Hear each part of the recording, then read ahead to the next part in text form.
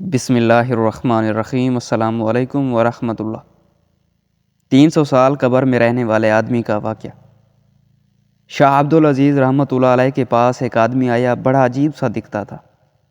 ایسے کپڑے پہنے تھے جیسے پرانے زمانے کا کوئی مالدار ہو۔ کہنے لگا، حضرت میرا ایک مسئلہ ہے۔ شاہ عبدالعزیز نے پوچھا، کیا مسئلہ ہے؟ کہنے لگا، میں کسی کے ہاں ملازم تھا تو اس نے مجھے نوکری سے نکال دیا۔ میں اپنے گھر چلا آیا، پیسے نہیں تھے تو گھر والوں نے عزت دینا چھوڑ دیا۔ میرے بچے مجھے ملامت کرنے لگے کہ گھر میں بیکار پڑے رہتے ہو، کوئی کام کیا کرو۔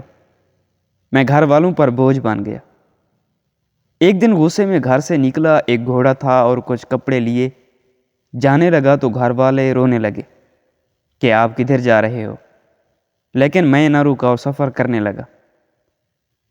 کافی سفر کرنے کے بعد ایک جگہ انتظار گاہ میں بیٹھ گیا۔ وہاں کچھ عورتیں بیٹھی ہوئی تھیں، کچھ عورتیں مسافر تھیں اور کچھ عورتیں جسم فروش تھیں جو وہاں انتظار گاہ میں مسافروں کے لیے بیٹھی ہوتی تھیں اور مسافروں کو اپنا جسم بیچتی تھی۔ کہتے ہیں میں وہیں پر پریشان بیٹھا تھا کہ ایک عورت آئی اور کہنے لگی، کیا چاہیے؟ میں نے کہا کہ میں مسافر ہوں، میرے پاس کچھ نہیں ہے، اگر کھانے کو کچھ ہو تو دے دو۔ وہ میرا مقصد نہیں سمجھی۔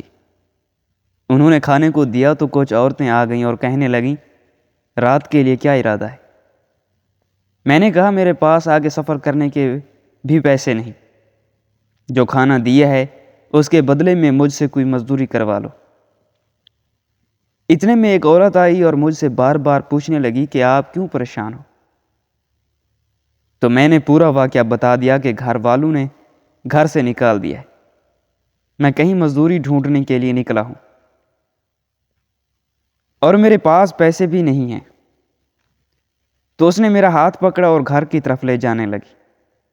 میں نے کہا، میں آپ کے ساتھ نہیں جا سکتا، میں غریب بندہ ہوں۔ وہ مجھے زبردستی کھینچ کر گھر لے گئی اور کہنے لگی کہ گھبراؤ نہیں، مجھے آپ کے حال پر ترس آ گیا ہے، میں جسم مجبوری میں بیچتی ہوں۔ وہ مجھے کمرے میں لے گئی اور ایک تھیلی نکالی، اس میں 10 دینار تھے۔ وہ مجھے دیے اور کہنے لگی، یہ پیسے میں نے جسم بیچ کر نہیں کمائے، میں نے مزدوری کر کے کمائے ہیں۔ یہ پیسے میں نے اپنے کفن دفن کے لیے رکھے تھے کہ میں نے ساری عمر جسم فروشی کر کے پیسے کمائی ہیں، لیکن اپنا کفن حرام کے پیسوں سے نہیں لوں گی، اس لیے میں نے مزدوری کر کے کمائی ہے۔ یہ پیسے آپ لے لو، اگر آپ کے پاس ہوئے تو دے دینا، اگر نہ ہوئے تو ساری زندگی گناہوں میں گزری ہے، اگر حرام کے پیسوں کے کفن میں دفن ہوئی تو کوئی بات نہیں۔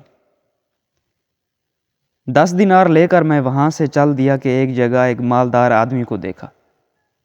میں اس کے پاس گیا اور کہا کہ حضرت، مسافر اور غریب آدمی ہوں، کوئی مزدوری چاہیے۔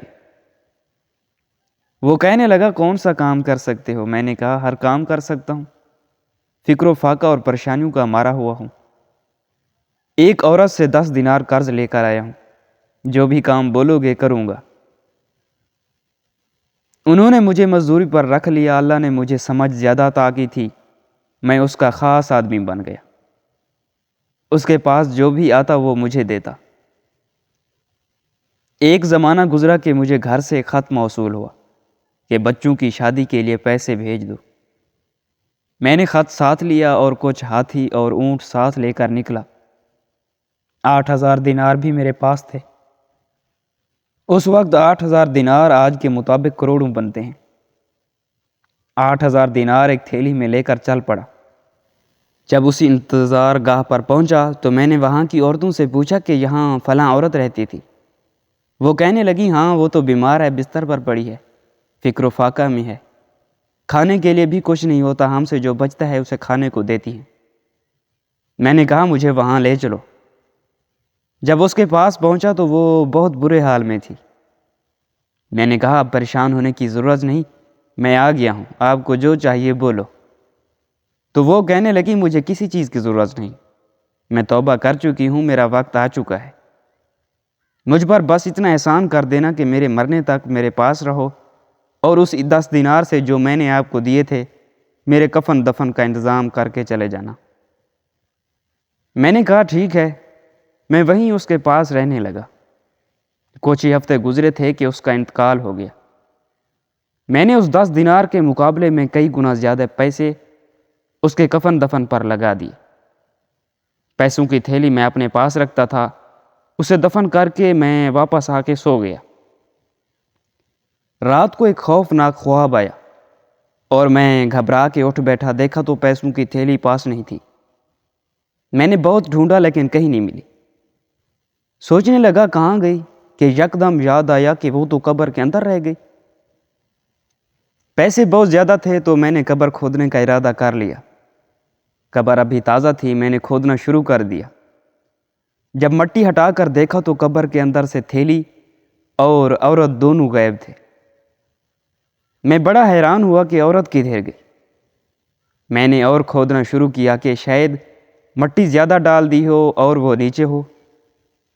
کافی مٹی ہٹانے کے بعد میں نے ایک منظر دیکھا۔ سامنے ایک دروازہ تھا۔ میں نے اندر جھانک کر دیکھا تو سامنے عالی شان محل دکھائی دیے۔ سامنے تخت پر ایک خوبصورت شہزادی بیٹھی تھی۔ میں گھبرا گیا کہ شاید میں کسی اور دنیا میں آ گیا ہوں۔ اگر بادشاہ نے دیکھ لیا تو سر قلم کر دے گا۔ میں بھاگنے لگا تھا کہ نوکروں نے پکڑا اور شہزادی کے پاس لے گئے۔ وہ کہنے لگی آپ نے مجھے پہچانا نہیں؟ میں نے کہا نہیں۔ کہنے لگی میں وہی عورت ہوں جس کو آپ نے اپنے ہاتھوں سے دفنایا تھا۔ میں نے پوچھا یہ سب کیسے ہوا؟ کہنے لگی میں نے ساری عمر جسم بیچا تھا۔ اللہ کا سامنا کرتے ہوئے مجھے شرم آتی تھی کہ میرا یہ پلید اور گندا جسم اس قابل نہیں کہ میں اللہ کے سامنے کھڑی ہو سکوں۔ اللہ رب العزت نے فرمایا شرمانا نہیں، آپ نے میرے نام پر غیرت کی ہے، میرے مجبور بندے کی مدد کی ہے۔ آج 10 دینار کے بدلے میں نے آپ کو جنت عطا کی ہے۔ کہتے ہیں میں نے قبر میں 300 سال گزارے تو اس عورت نے کہا جلدی یہاں سے نکلو، اگر تھوڑی دیر اور رکے تو دنیا کا نظام بدلا ہوا ہوگا۔ میں قبر سے نکلا تو دنیا بدل چکی تھی۔ لوگوں کے کپڑے بدل چکے تھے، سب کچھ بدلا ہوا تھا۔ تھیلا میرے ہاتھ میں تھا، میں حیران و پریشان کھڑا تھا۔ وہیں پر ایک بابا جی کھڑے تھے۔ میں نے پوچھا بابا یہاں ایک انتظار گاہ ہوا کرتی تھی؟ تو وہ کہنے لگا مجھے معلوم نہیں، آؤ میں تمہیں اپنے والد کے پاس لے چلوں، شاید اسے پتہ ہو۔ میں وہاں گیا تو ایک نہایت عمر رسیدہ شخص چارپائی پر لیٹا تھا۔ میں نے ان سے پوچھا کہ بابا یہاں پر ایک انتظار گاہ ہوا کرتی تھی؟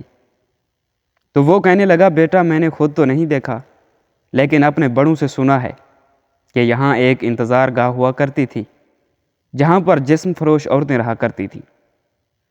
وہاں پر ایک بدکار عورت تھی جس کی قبر میں ایک شخص اترا تھا۔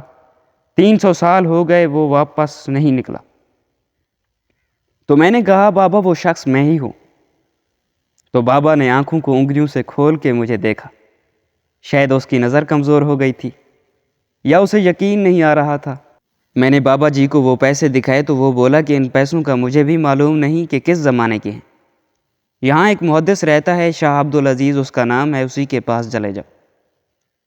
تو وہ شاہ عبدالعزیز محدث دہلوی کے پاس چلا گیا اور سارا واقعہ بیان کیا تو اس نے فرمایا کہ آپ کے زمانے کے لوگ یہاں نہیں ہیں، آپ مکہ مکرمہ چلے جاؤ اور وہاں عبادت کرتے رہو۔ وہ شخص مکہ مکرمہ چلا گیا، وہاں بیت اللہ شریف میں عبادت کرتا رہا اور وہیں پر ہی وفات پائی۔